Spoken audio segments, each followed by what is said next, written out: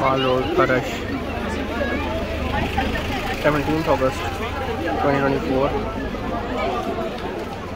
ये देखेंगे पकौड़े समोसे की दुकानें हैं। यहाँ पे मटका चाय मिल रही है और तरफ आइसक्रीम वाले हैं।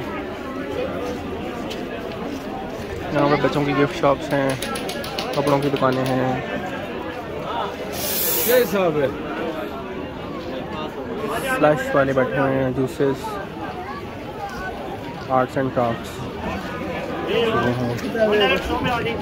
बच्चों की क्लासेस देखिए लाइट्स लगी हुई हैं। मौसम बहुत प्लेजेंट है।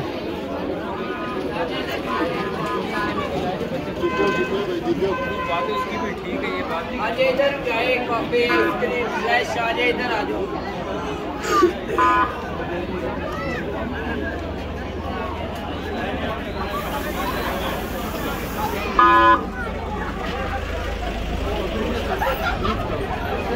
यहाँ पे एक गाड़ी भी चलती है जो पिंडी पॉइंट से ऊपर कश्मीर पॉइंट तक लेके जाती है।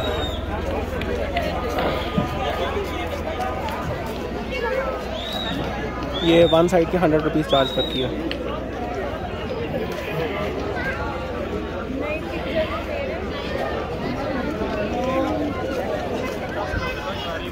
$1 शॉप।